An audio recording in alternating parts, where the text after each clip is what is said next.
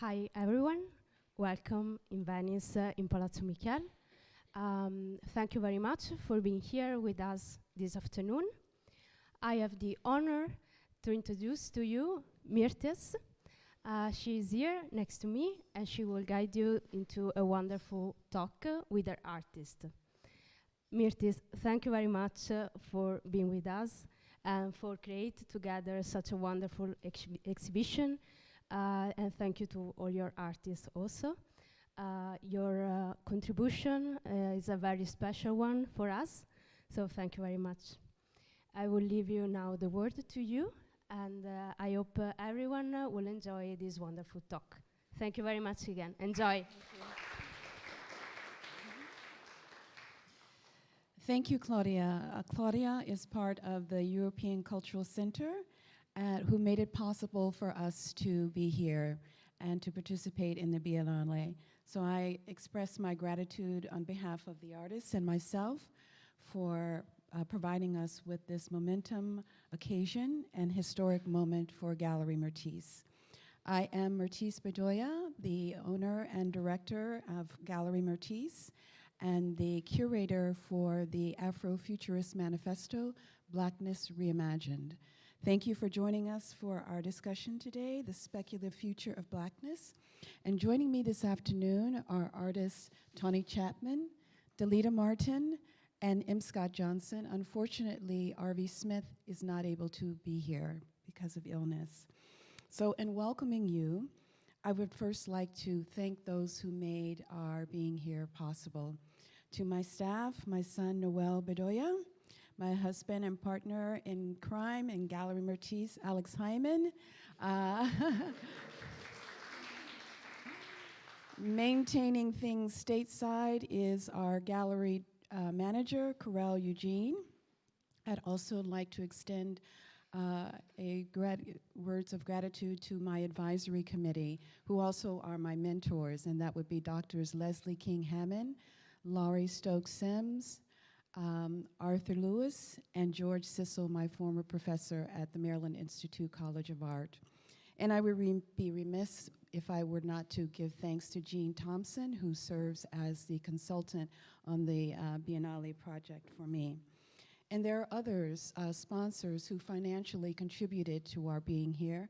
Recent sponsors are the Maryland State Arts Council. We just got word of their granting funds for us, the American Relief Fund, and the University of Maryland Global Campus Office of the President, and the Baltimore Office of Promotion and the Arts.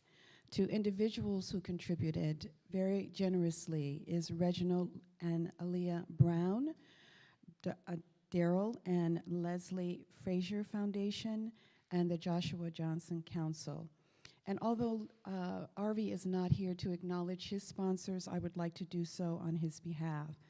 It is Daryl Bursky and Donald Hessler, Alona Sosinski, the Tibbs Family Trust, and the Regional Arts and Cultural Council of Portland, Oregon. So our program will flow as such. I will formally introduce each artist, who will then present on their work that's being featured in the Biennale. We will have a group discussion, and then we'll open the floor up for Q&A. So I'm going to first begin by putting the exhibition into context, thank you, Delita, by reading just an excerpt from my curatorial statement. Blackness and the possibility of its future are the impulses that drive the imaginations of African American artists who draw inspiration from Afro-Futurism, Black existentialism, spirituality, and futurist thought to construct a Black universe of tomorrow. Imagery rooted in nuances of the Black experience offers counter-narratives that confront fictionalized characterizations of African Americans and cultural otherness, and offers, in place of them, the essence of Black humanity. In the Afro-Futurist Manifesto, Blackness Reimagined, artists assert agency over narratives of Black life, offer discourse into the social political concerns of African Americans, and pay tribute to the resiliency, creativity, and spirituality that have historically sustained Black people. So today, Tawny will present first. Can you advance to the next slide, please? I need my little cheat sheet there. Thank you.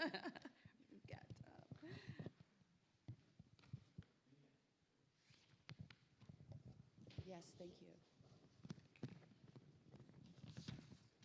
So the concepts of time, space, and existence served as the framework for exploring Blackness and its speculative future. So we'll begin with Tawny. Too much paperwork here. All right, be patient with me. Okay, Tawny Chapman is a Maryland-based photographer, self-taught, award-winning, who has been working in the field of photography for more than 17 years. The primary theme that drives Chapman's practice is celebrating the beauty of Black childhood. She is currently devoted to creating portraits that are inspired by artworks spanning various periods in Western art, with the intent of bringing to the forefront faces that were often under-celebrated in this style of work. So for Chatmon, existence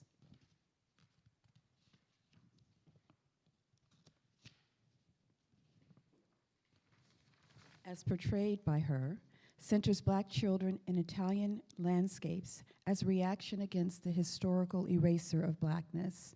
In Chapman's pastoral scene series, Monique, and I'll let you pronounce the word in Italian, and Hamad in Pastilla are influenced by the work of 17th century Italian artists and the practice of Pastilla. They are adorned with African symbolisms, which celebrates their ancestry and affirms their preciousness and humanity. Tawny, could you advance to the next slide, please? I'm not sure. I don't think this is working. Is this on?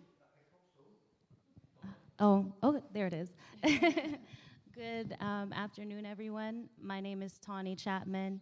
I am a photography-based artist, and I am deeply honored to be a part of this exhibition and just this important moment. I find that it's easier to talk first about who I am and why I create the work that I do, and then go from there and discuss the process and materials. And then all of a sudden I just got nervous, and I have no idea why. My mother-in-law told me that if I start feeling nervous, just tell everybody that I'm nervous, so then we can just get through it. And so growing up, I did not think that I would be an artist. I thought that I would have a career in dramatic arts. And when I abruptly decided I no longer wanted to follow that path at 19, 20 years old, I turned to photography as a way to earn a living. And at that time, I just experimented and explored different genres of photography. In 2004, when I gave birth to my son, I organically turned my lens to focusing on children and families. And shortly after that, I began to take commercial photography jobs. In 2010, my father was diagnosed with prostate cancer, and I spent that year documenting his battle with prostate cancer and helping my mother to take care of him. In December of 2010, we lost our father to prostate cancer, and that really changed, I think, who I was as a person, how I viewed life. It made me realize that my kids one day would have to navigate this world without me, and I really, thinking about it, made me pay more attention to the world around me. And thinking about that world, I wasn't happy with the way it was raising my Black children in this world, the way that it is. And so I slowly started to focus on work that was meaningful, work that meant something to me, work that I wanted my children to see, that I wanted Black children to see, and that I wanted the world to see. And so I'm happy the work here is here in Venice, and another part of the world is able to see this work. And so around that time also, I started to just feel like I was being bombarded with stories of Black children being sent home from school because of our hairstyles, hairstyles that we celebrate in our culture that are deemed as unacceptable and inappropriate for school. Black women being fired from their jobs for wearing natural hairstyles. Black men, women, and children being brutally murdered.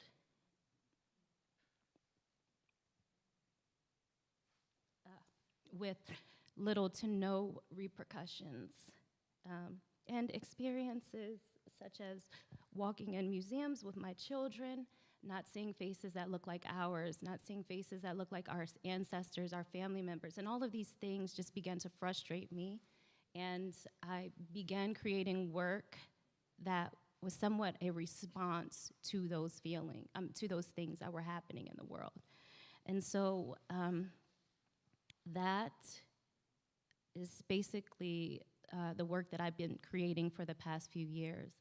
And so if we move forward to speak about the work, the body of work that I created for this series, I want to read a part of my statement first, and then discuss the symbolism and the material. And so we'll begin with, during a recent discussion with journalist Janae Osterholt, I was asked if I view my work as a beautiful resistance.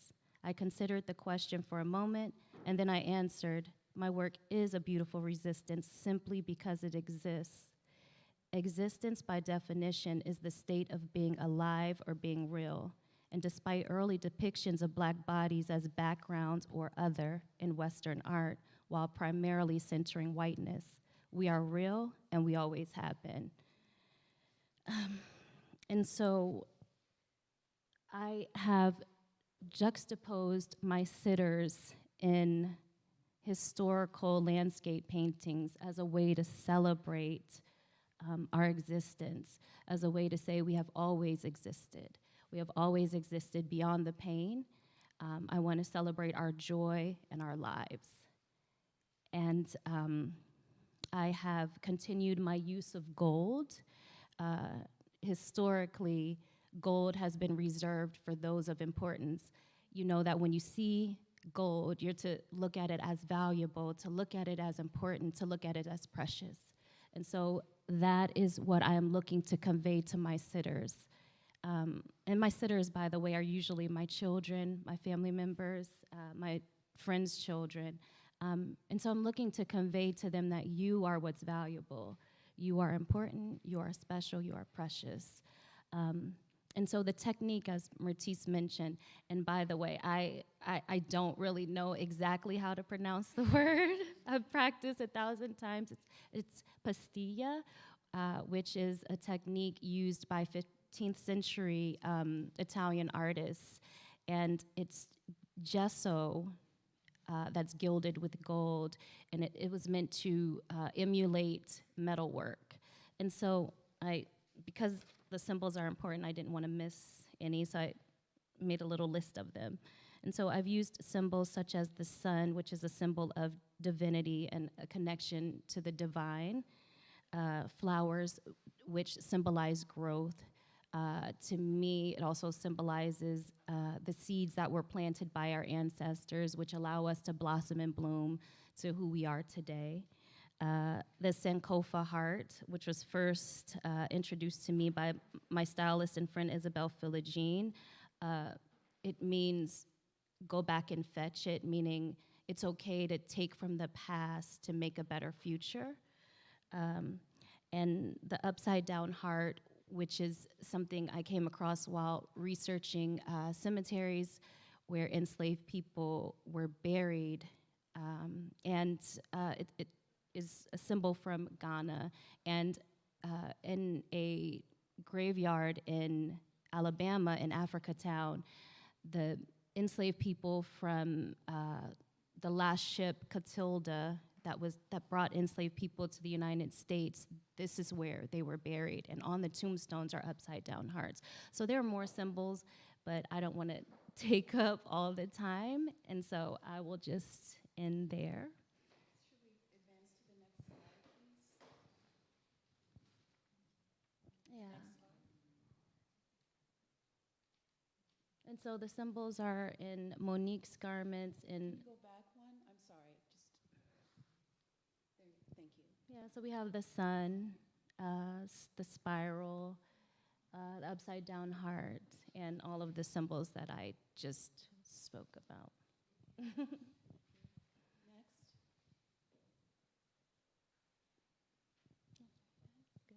Let's go to the next one, please. Stop there. To stop.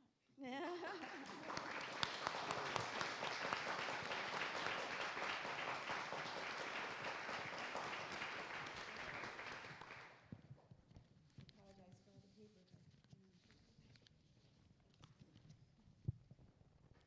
So, New York artist M. Scott Johnson has carved out a space as one of the most apt sculptors of his generation. The nexus of his practice revives the intuitive process of direct carving and Black American expression while investigating the culture's mythologies, rituals, and post-colonial realities. So the concept that drove Scott's work is time. He turns to African American folklore, Afro-Futurism, and Afro-Surrealism in the metamorphosis of High John the Conqueror, tribute to an Afro-Futurist deity, to make tangible the spirit of High John the Conqueror. The time-traveling, shape-shifting folk hero manifests in the psyche of the enslaved. Scott? Hello? Good. So, before I can even start, I want to just also just share love with the people who are up on the stage with me. It's an incredible honor to share this moment with you. I know it's a really pivotal moment in all our lives, and so it's something that'll bring us together as people and as, exhibiting artists together in the future. I want to give a huge amount of thanks to Martiz Bedola, a person who has been in my life for the last 20 years, the first person to really represent my work in the United States. Usually my voice is loud enough to, so maybe I need to turn it up a notch. But, okay, all right, he's telling me. Okay, but to go back to that, but to just give her that honor, to know that we've traveled this road together, and you continue to be an influence in my life positively. I appreciate that. And like Tawny kind of gave a little bit of story about how we come into this practice, how we come into this work. For me, I had a sort of a non-traditional route after leaving home and going on to undergrad. It took me a while to kind of find my way as a student and as an artist. In my mind, I always knew that I wanted to find a route into my practice that was just not a traditional art history route. And so, as an undergraduate, I studied anthropology. And anthropology became a vehicle for me to understand culture in a very non-biased way. I'm a huge fan of Franz Boas, and he kind of introduces the concept of cultural relativity. And as a diasporan African, and you're studying and learning in the Western world, oftentimes it's difficult to find out where you place yourself in it. I speak for myself. Much of what it is to be a diasporan African is to reclaim and to find these things. Anthropology gave me that vehicle, and people like Zora Neale Hurston and Catherine Dunham, I was a huge fan of their work and what they did to not only rediscover our African heritage, but also look at the mutations that have happened in the New World. And so that was, to me, was very, very fascinating. As a younger artist, I was very much of a Pan-Africanist bent, but as I've matured in my practice, I've really started to want to understand how we have changed in the New World and how the amalgamation of different African cultures and ideas has mutated both in the Caribbean, South America, and America. So that being the vehicle, when it became time to really, I needed to get a more intense practice, I needed to get a more intense in touch with what I wanted to do as an artist, I decided to go to Zimbabwe. And I had a wonderful experience working with their national hero, Nicholas Mukamara, and I did an apprenticeship with him there for 3 years. And that really helped me to kind of clean my palette aesthetically. And also with that experience, it helped to give names to voices in my head when we talk about line and structure and rhythm and movement and balance. I understood in a very specific way my cultural inheritance.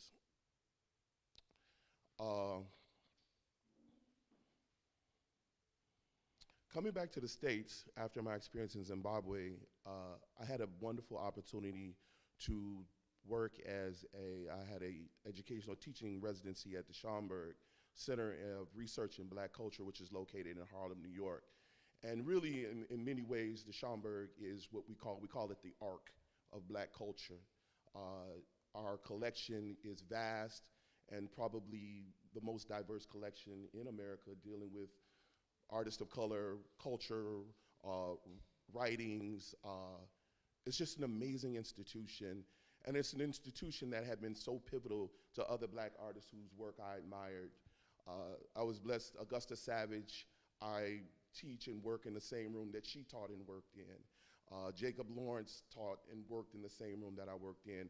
The place just leaches Black excellence, Black culture, and it has definitely affected my work in profound ways. As I spoke before and I talked about anthropology, having access to some of the most beautiful things that we've created as African Americans and being around that work has really driven my practice in profound ways. And so when we talk about the concept of Afrofuturism, I walk into Afrofuturism and I discuss, like you said, I'm here for time. I can understand that our time is not linear as people of African descent. Our time is cyclic. Our time is a circle. Our time is points on a circle. Okay?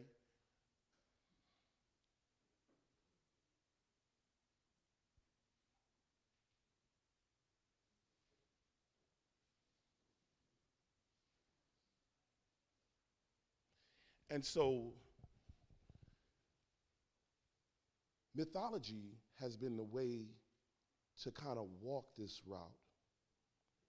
There's myths that were told during slavery, during the enslavement of Africans in America, that were forgotten.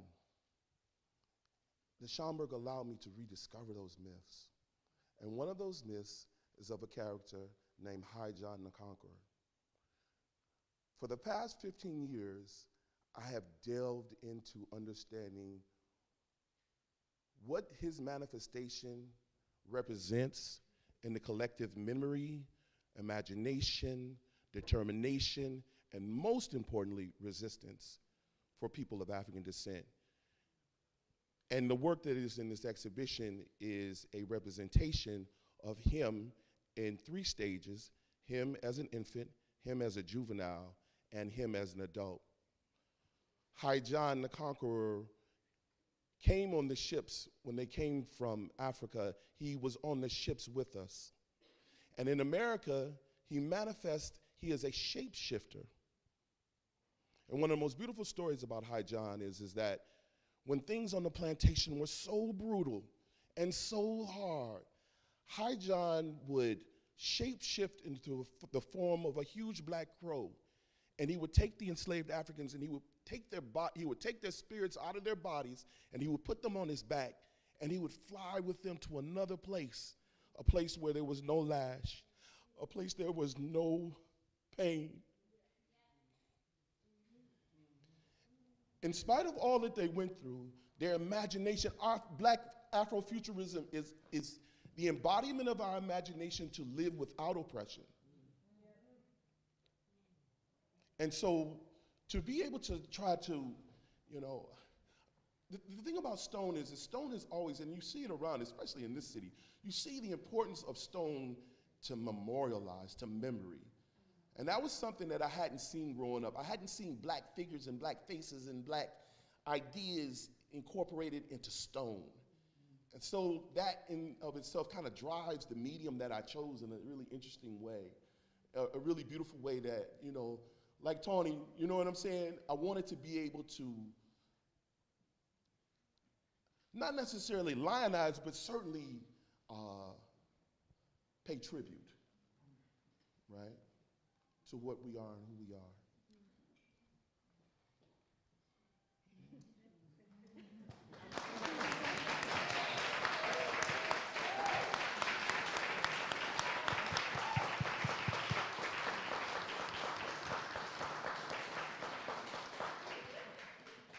So before I turn it over to Delita, perhaps you can talk to us about High John as the root.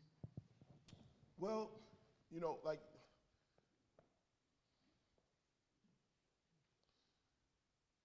as a diaspora in African, again, I'm a flashback, flow with me, okay? It's oftentimes like a child that has been adopted, always searching for its birth mother. And so when I think about the things that we have inherited from the continent of Africa, one of the things that has always moved my spirit is the Inquisi Sculptures from the Congo. And it's something that I've always wondered about, because much of what we consider African art is classical African spiritual objects. They're spiritual objects of power.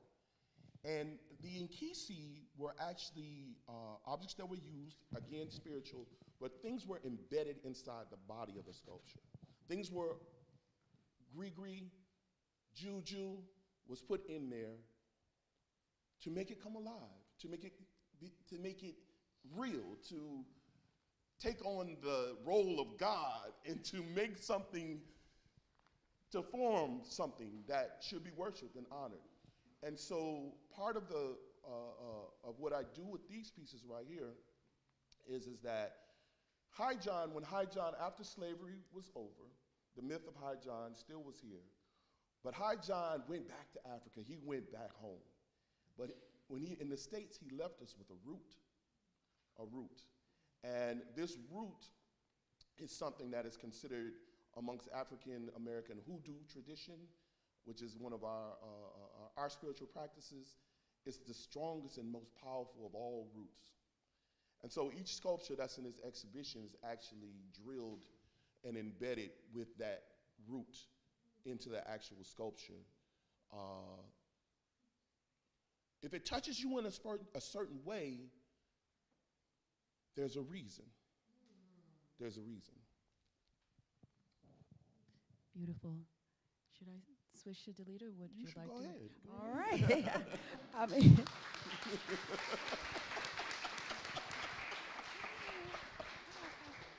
I feel like I'm in church, so I didn't want to interrupt the pastor. You can be there. That's why we're here. All right. All right. Let's see. Oh, I'm going backwards. I'm sorry. There we are.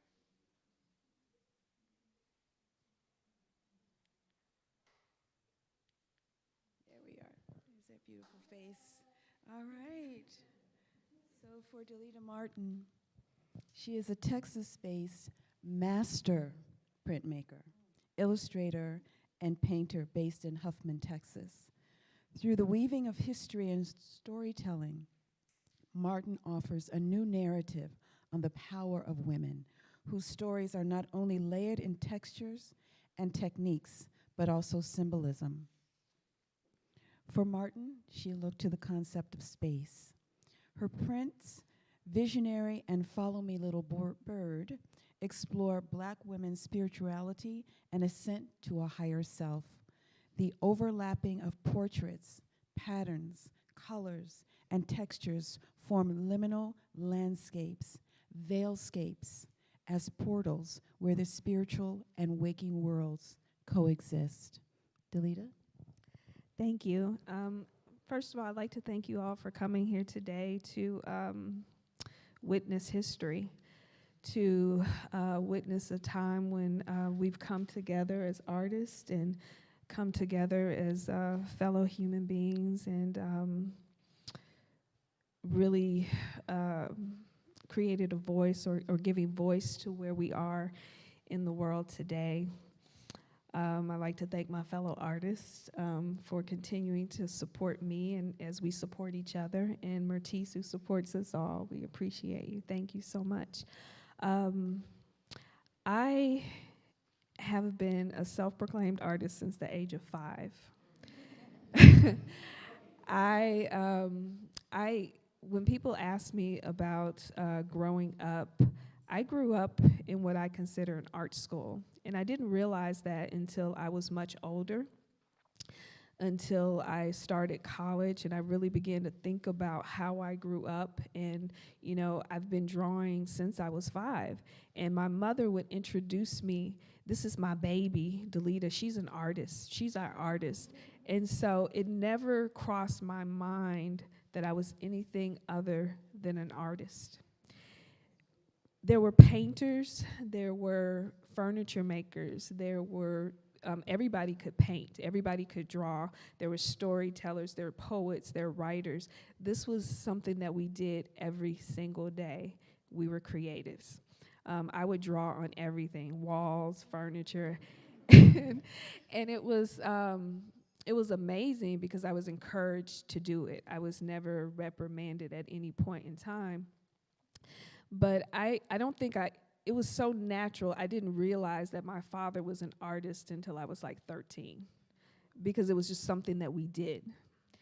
But I remember thinking, I'm gonna be an artist, I'm gonna be an incredible artist, I'm going to study at Texas Southern University, and I'm gonna study with John Biggers. I had the opportunity to meet Dr. Biggers, although not study with him, but I grew up with his philosophy. And I was 12 years old, and my father took me to meet him. And I gathered up all of my work in this little makeshift portfolio of poster boards taped together around the sides. And I showed him my work, and he said to me, he says, "Young lady, do not ever miss an opportunity to uplift your people through your work." And it is that philosophy that I take into the studio across that threshold every single day that I walk into my space, is uplifting my people. Looking at Dr. Biggers' work was the first time that I saw my grandmother's head wrap as a crown. Her house dress as an evening gown. This is how I was taught to look at the women in my community. And so when I think about historically women who have been marginalized, it is my responsibility as an artist to offer a different narrative of these women through my work. And so my grandmother and I would quilt in the evening times, and she would have swatches of fabric, and she would have a story, because they were mostly clothing that she had taken apart and we would use to make quilts, and there was a story behind every single piece of fabric. She also kept mason jars filled with objects. It was buttons, it was pins, it was just little knickknacks. And she would pour them out on the bed, and she would go through each one, and she would tell me where it came from. And I'd heard it 100 times, but it would never get old. But what I realized is that she was teaching me a language. She was teaching me my history through the language of my people, through the language of memory. She was teaching me this. And so when I look at my work and you see the paint, the pots, the bowls, the feet, the buttons, and you see these objects This is my visual language. This is the language that I use to speak about the women in my work, to offer a different narrative, a positive narrative, and to tell where these women have come from.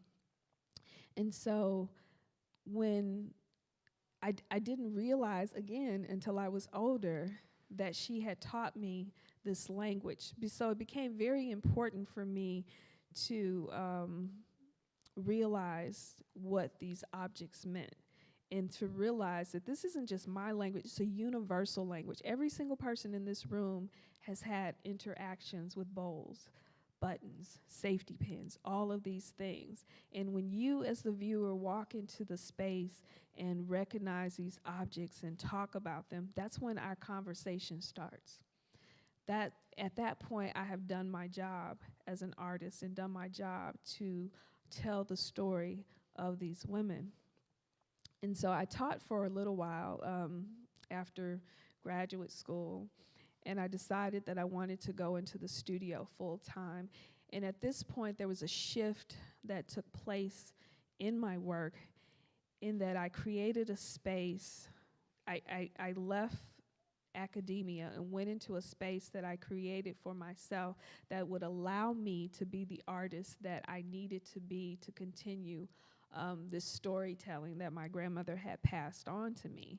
And so layers became important. I didn't want to go into the studio and just be a printmaker. I wanted to use all of the tools that have been given to me in painting and drawing and all of these things to layer this work, to talk about creating a space for women to exist. And so my work uses a lot of symbolisms, such as the bird, which talks about the human spirit. We were always surrounded by birds. My grandmother loved birds, and we would let them out of the cages, and they would fly around the house, and they would play with us. And so the bird became a very important symbol in my work, as well as the circle. The circle is something that you will always see in my work because it represents the moon, and the moon stands for the female. So there's always a feminine presence in my work, whether the image is of a male or a female.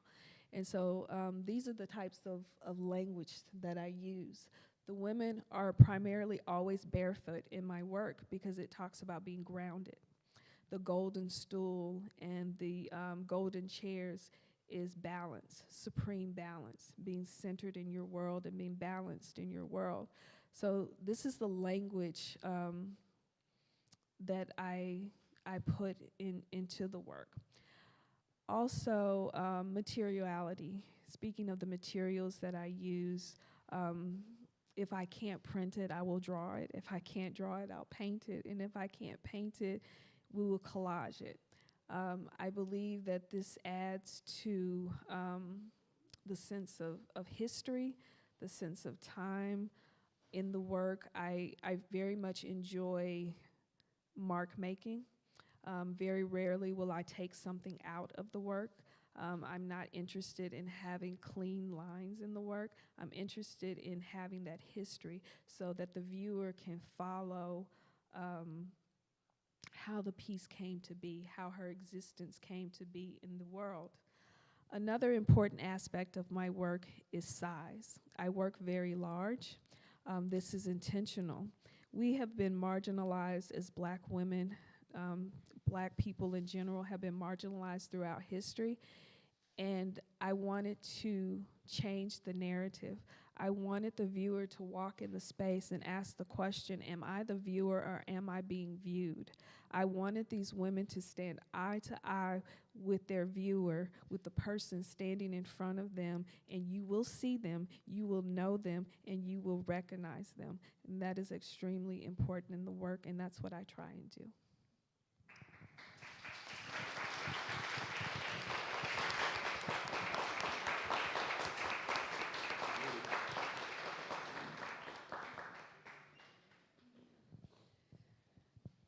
So I will make an attempt to speak on R.B. Smith's behalf. He speaks so profoundly about his work. So I will do my best. I will just read from his artist statement, but in putting him into context, he is an Oregon-based painter who transforms the history of oppressed and stereotyped segments of the American experience into lyrical, two-dimensional masterworks. His paintings are commonly of psychological images revealing deep sympathy for the dispossessed and marginalized members of society in an unrelenting search for beauty, meaning, and equality. Smith's work reflects powerful injustices and the will to resist and survive.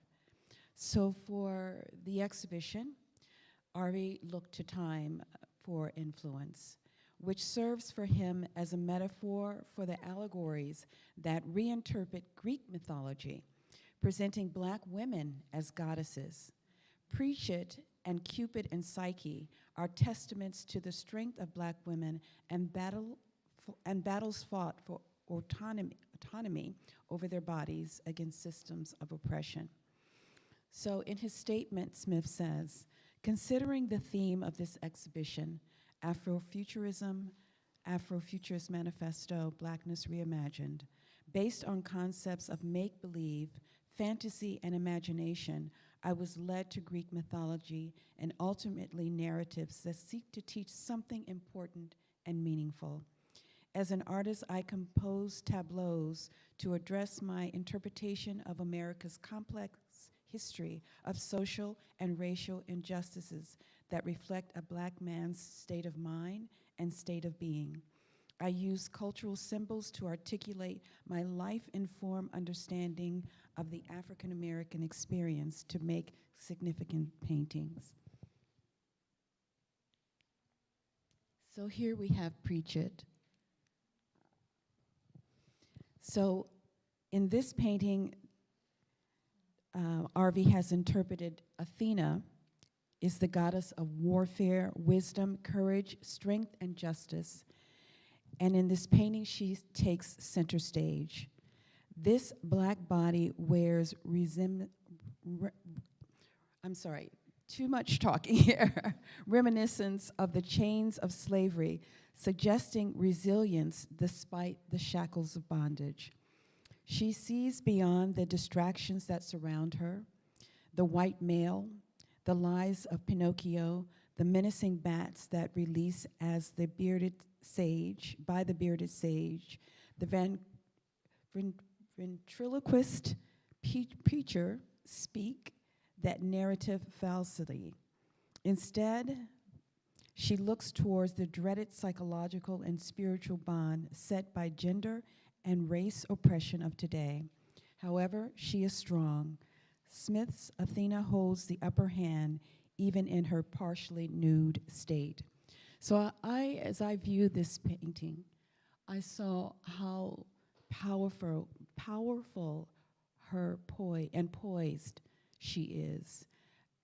She's nude, but not vulnerable. She's a symbol of Black women, a Black woman's strength and power and position. Arvi's paintings are very complicated. In his tableaus, it may, as you look at it, seem chaotic. But with each segment of that painting, if you take time to read it, you will see deeply embedded in each inch of it, he is talking about America's fraught racial history. And he combines these narratives and these stories that are very layered. And so with each time that you interact with his work, it can be interpreted and reinterpreted in many things. He's a man who was born in the rural southern areas of Texas. And so he's witnessed, unfortunately, has been a victim of racial discrimination and has witnessed many crimes. So those stories, those experiences are also embedded on his canvases. And this is Cupid and Psyche. So I also wanted to just take a brief moment to acknowledge the other artists who contributed to this magnificent exhibition. And I will just go through and just read just a couple of statements about their work, and then we'll open up our group conversation. So Larry Cook's series, The Other Side of Landscape, are vernacular photographs that challenge the structure of the U.S. industrial complex and its 40% Black population.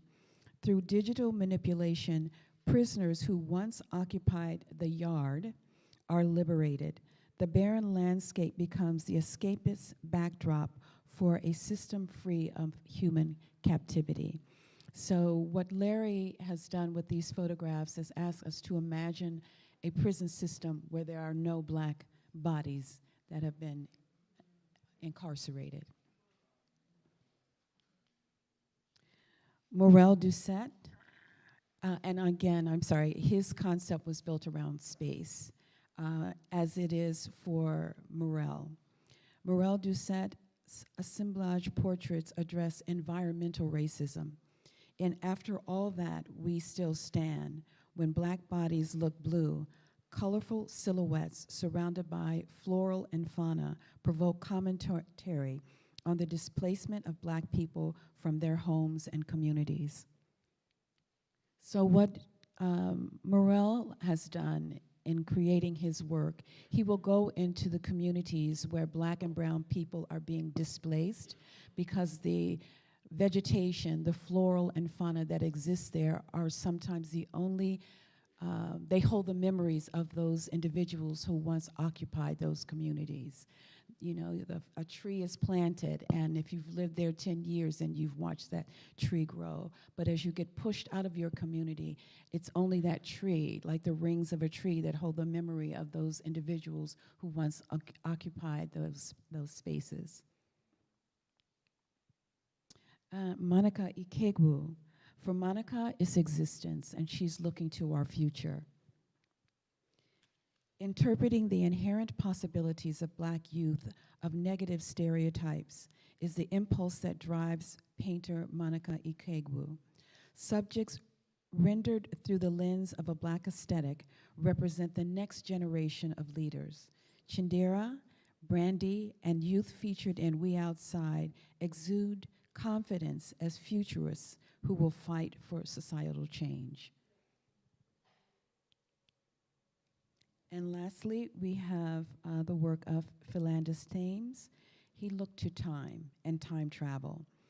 And through his, Philandis often takes and uses very common everyday objects in creating his work. So here we have,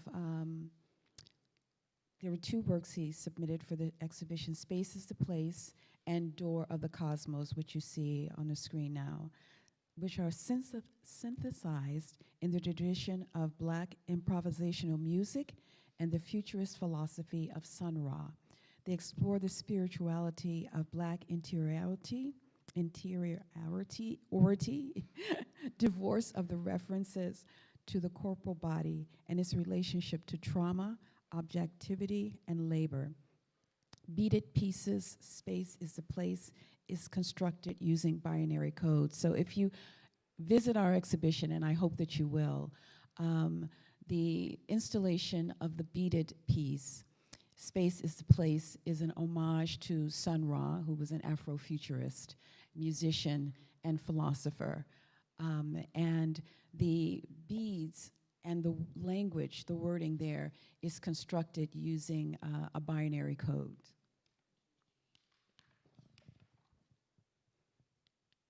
All right, so now for our discussion. So I have a group question that I'm going to pose. The title of the exhibition is the Afro-Futurist Manifesto, Blackness Reimagined. Manifestos are a declaration of one's conviction and exist to challenge societal norms and promote radical movements. They are composed of tenets that provoke, inspire, and empower, and often mark the adoption of a new vision. Jointly, I would like for us to compose a manifesto as a declaration of the future of our Black humanity. Considering the future of Black life as a confluence of the exhibition's themes and your work, I look to each of you to offer a principle or law or tenet. And I'll begin by offering our first. We declare our right on this earth to be a human being, to be respected as a human being, to be given the rights of a human being in this society, on this earth, in this day, which we intend to bring in existence by any means necessary. And that's a quote from Malcolm X. And I'll offer Arvi's quote, who is not here with us today.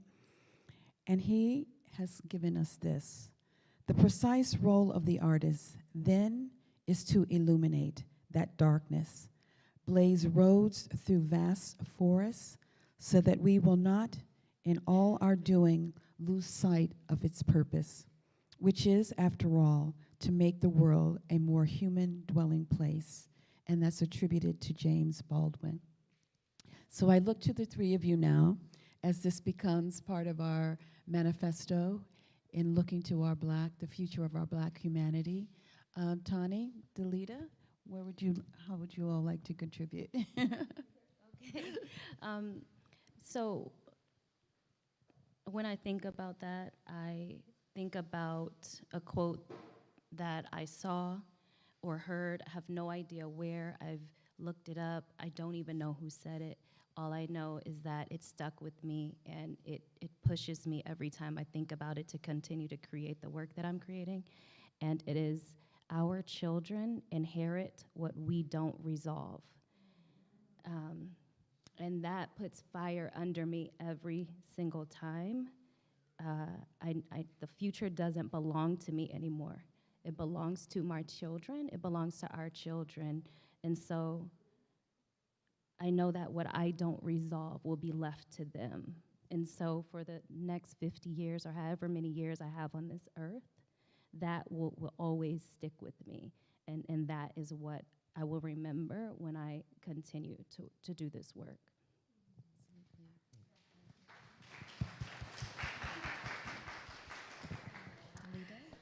I don't have a quote, but when I work in the studio and I think about what we're doing here today, I have more of a statement in that I cannot be erased.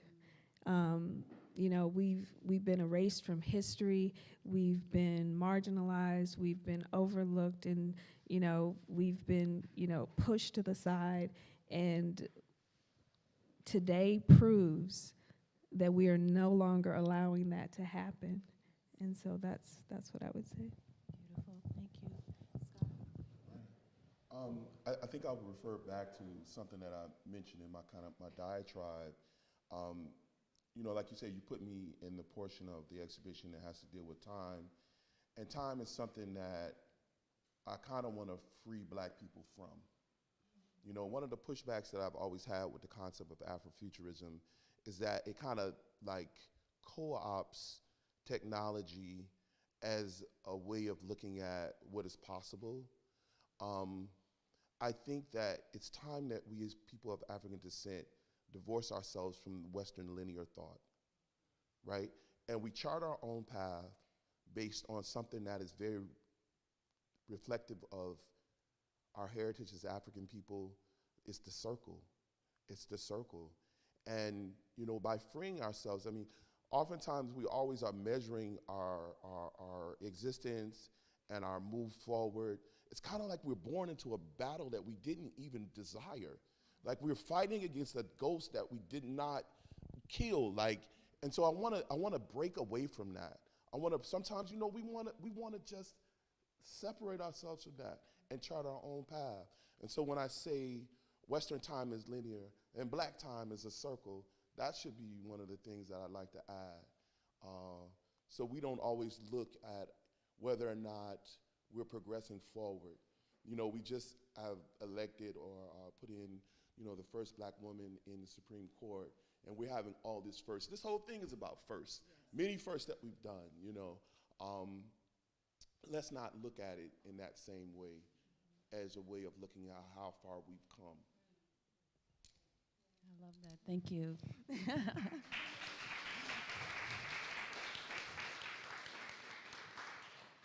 So I have other questions here, but I would love to engage the audience at this point. So do we have any oh, we do have questions. We love those eager hands just flying right up.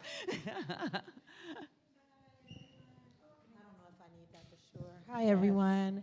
I'm V.L. Harrison here with Pigment International. We are a Black art collective from Chicago. Hi, Tawny. Hi, Mike. I'm so excited to be here. I am just moved by all of your words and your honesty and the transparency of the history. So just thank you for that. So I am actually here to cover specifically Tawny and M. Scott Johnson, but I can pose this question to anyone on the stage. Tawny, I'll start with you.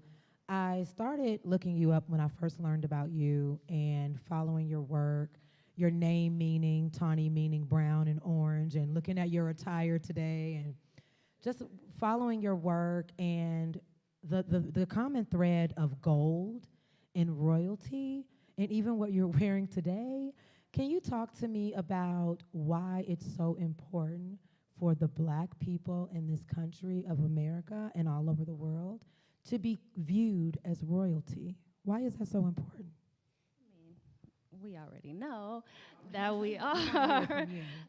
But, and my friend made this for me, by That's the beautiful. way. And so I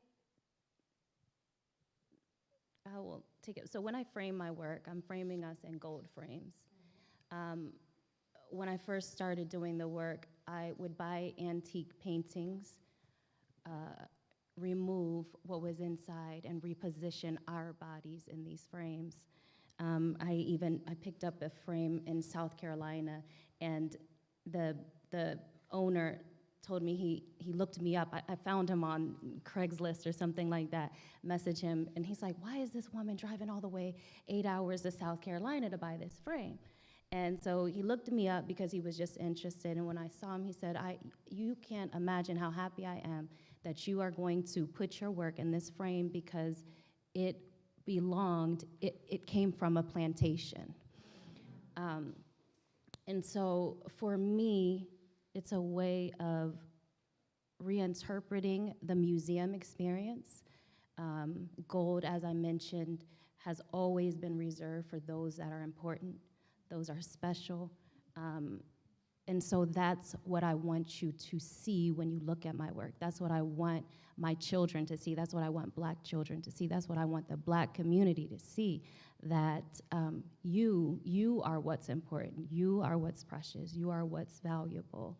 And so I don't know that it is that I want us to see ourselves as royal. We are, but I'm just using gold as a way to symbolize the importance of Black children, Black family, and the Black community as a whole. I love it. Thank you. Thank you so much. M. Scott Johnson, you and I talked a bit at the opening, and thank you for that. We are coincidentally dressed alike. That is so ironic. Something that you said in reference to time is that what do you really hope for Black people is that we create our own time. And so as a Black journalist who's documenting the times, tell me, why is it so important to you that you are part of the documentation of right now?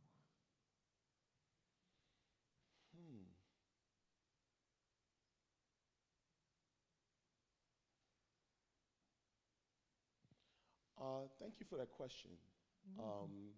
I want to try to make sure I can peel it apart like you're giving it to me. Absolutely, yeah.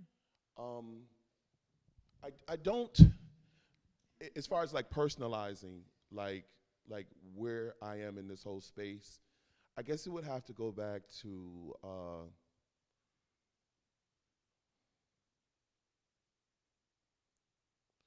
funny, there's so many artists who could have been in this space right now. And I had to ask my mom to Vaporetto this morning, right? And I'm talking to my sister. And I'm saying, like, how did I get here? How did I get chosen? You feel me? And on a deeper level, I think in some ways, when Max Roach goes to Africa, the drummer, I'm gonna speak frank, shit changes. things change. When Martin Purier goes to West Africa, things change. I would like for us to have a conversation with the continent, a very specific conversation, and with others in the diaspora. I want us to sound off one another. That's very important. I represent that.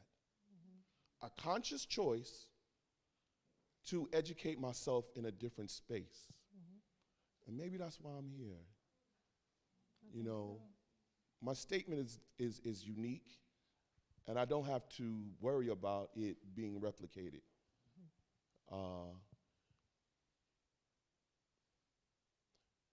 When I'm in Zimbabwe and I'm working it was a beautiful farm that Nicholas owned, and there would be about 20 or 30 young sculptors, apprentices, who he had allowed to come and work under his tutelage. And I remember the other sculptors would come to me and they say, "You know what, Scott? I love your work, brother. It's African, but it's not. There's something else going in, and that fascinates us. What is that?" And so I know that by planting the seed here, that the child that's being born, that's coming along, they will continue that route and develop whatever the statement is. So maybe that's why. Maybe that's why. Thank you all so much. Well, I know why he's here. I have, I dream I have very visual dreams, very vivid dreams, and Hi John came to me in a dream, so I shared that with him, that I dreamt that Hi John was in that room, and that's how I came to choose that room.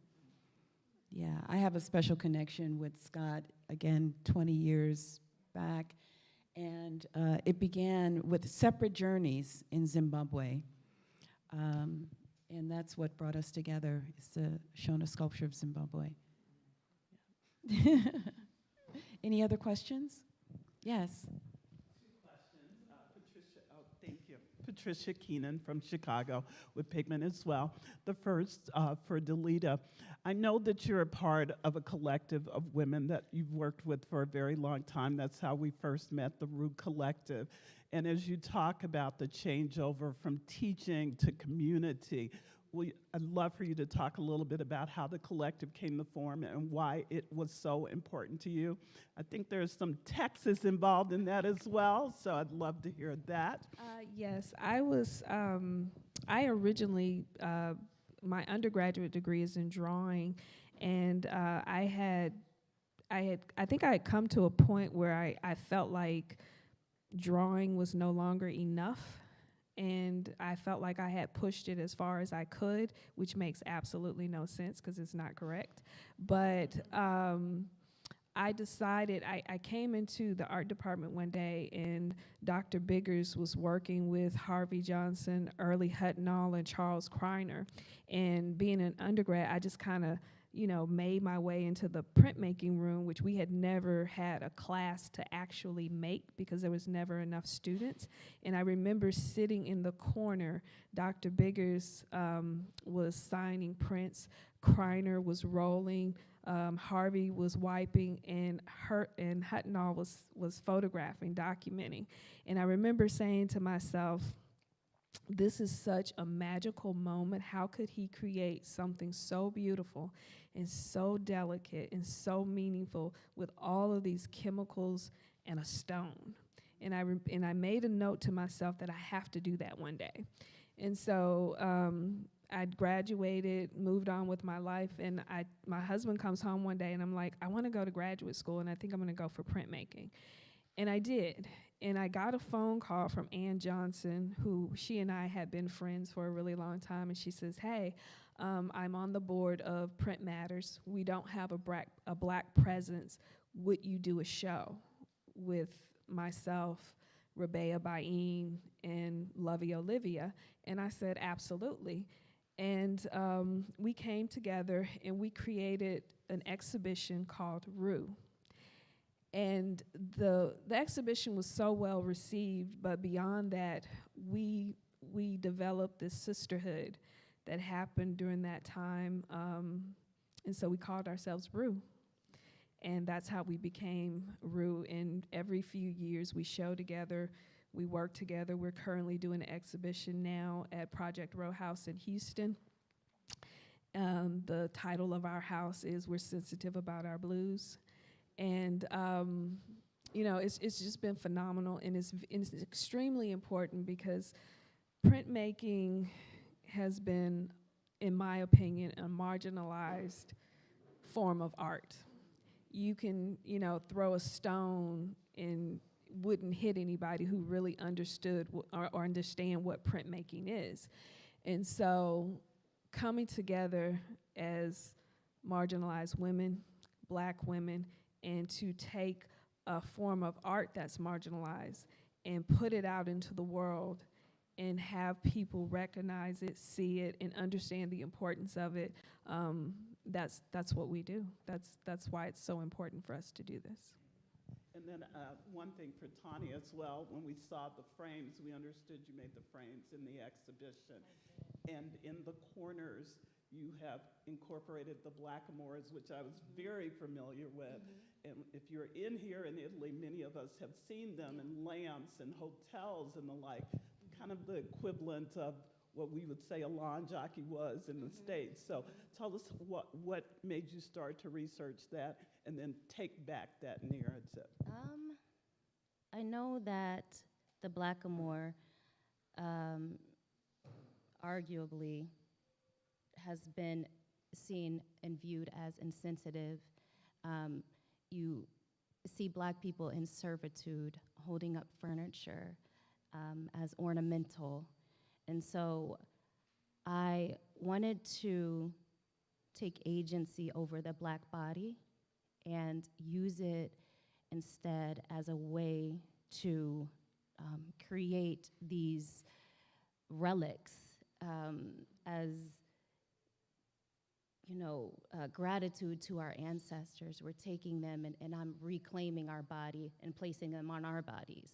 And not as a way as an ornament or not as a way that they're in servitude, but as a way to show love and appreciation to our ancestors and just re-signify the blackamoor.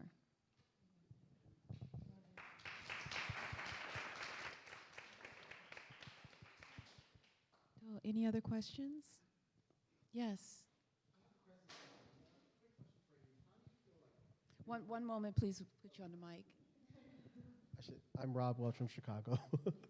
How do you feel that your work fits in with Afro-Futurism versus Afro-Surrealism?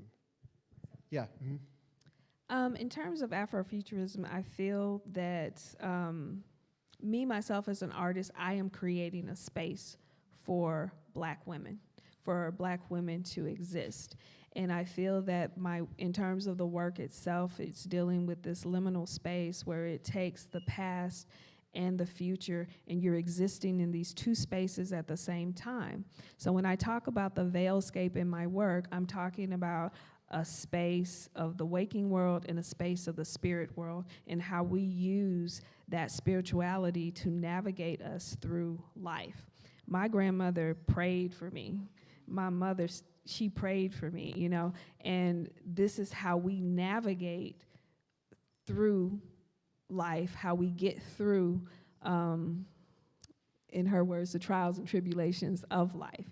And so this is a vehicle or that I'm using to get to that future, to get through these, to navigate through these future spaces.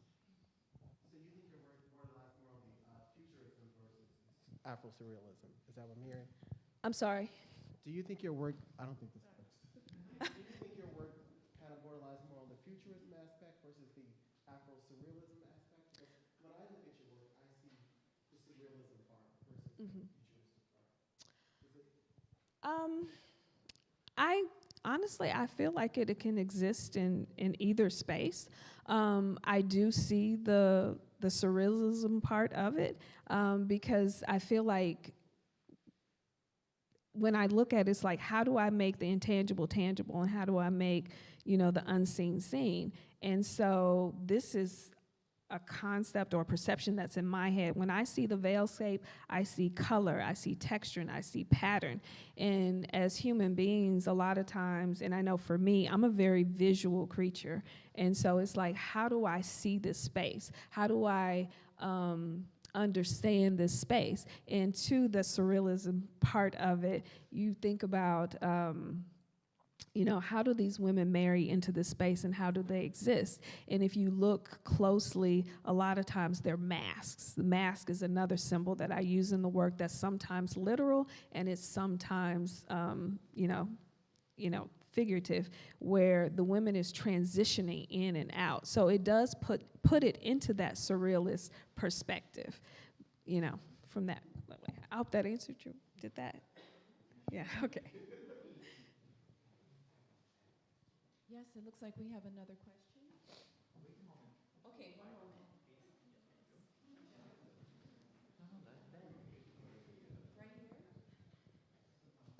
Hi, my name is Ryan Johnson. I'm a college student, and I'm in a philosophy of art class, and we are learning about art and how to define it through the view of a white lens.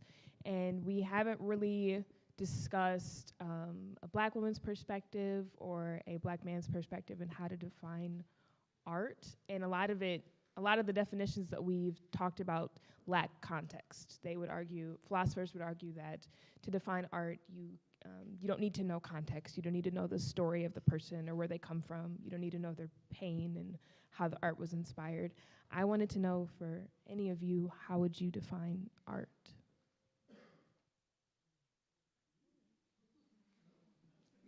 I'll hand that over to M. Scott.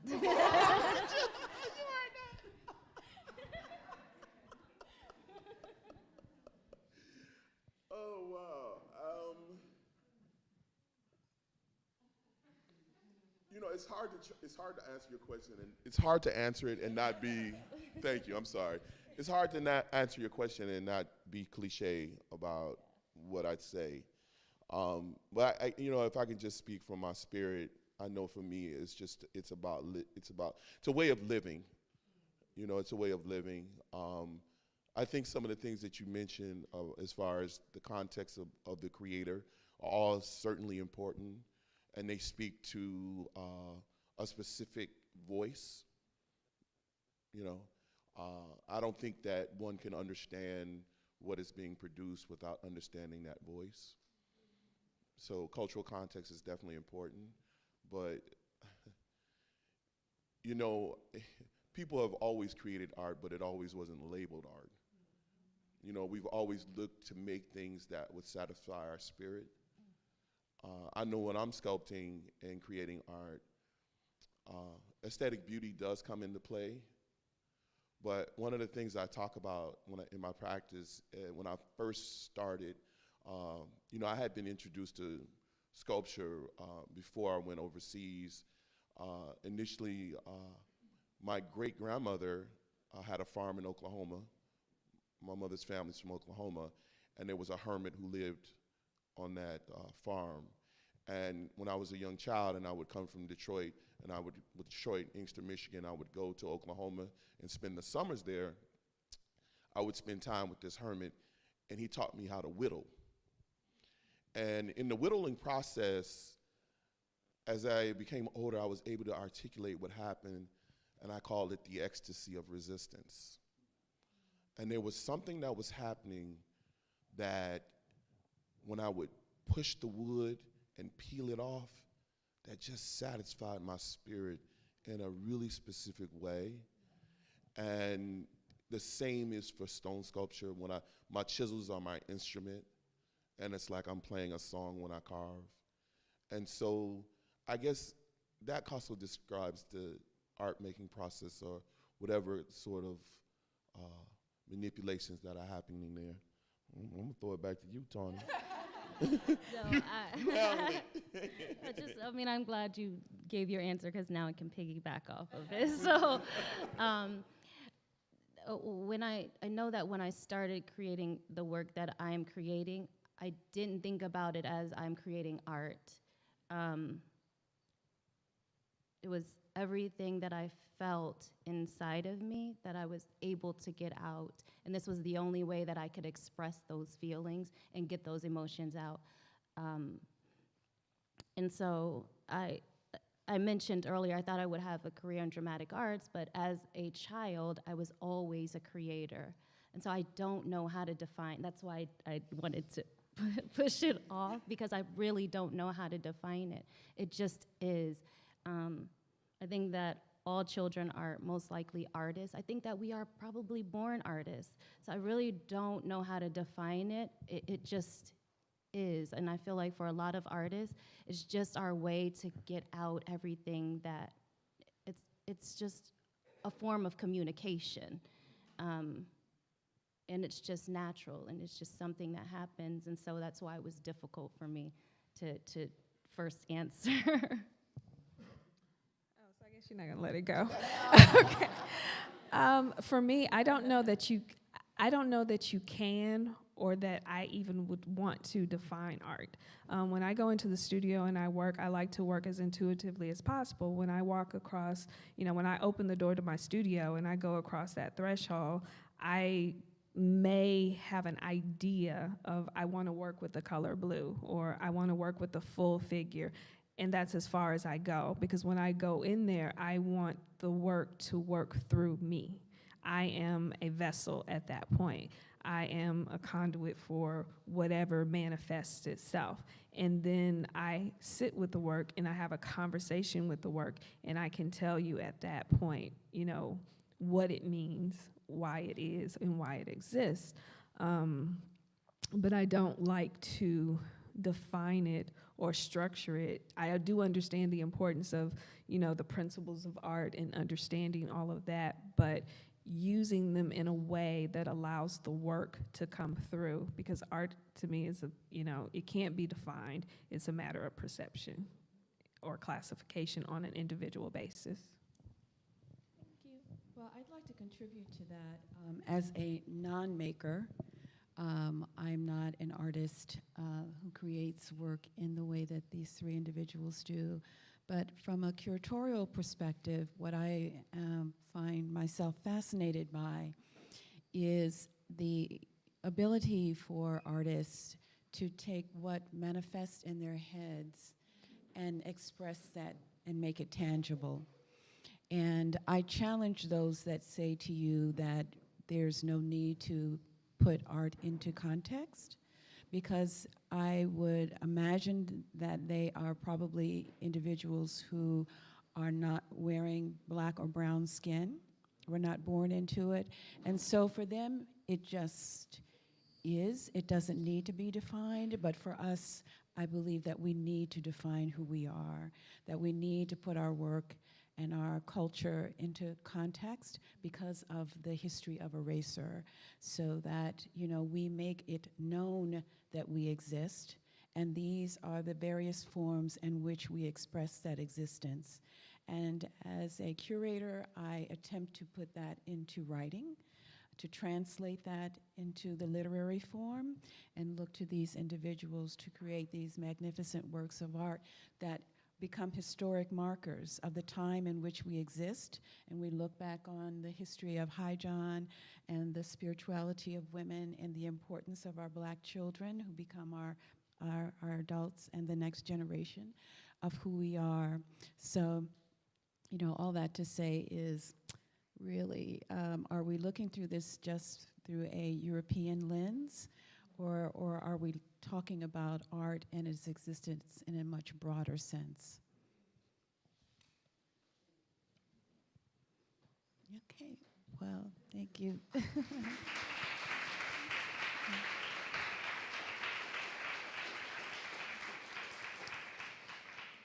So I don't know where we are with time, but I imagine that we should probably be bringing our program to a close. We were told to put our cell phones away, so I don't have anything to cheat with.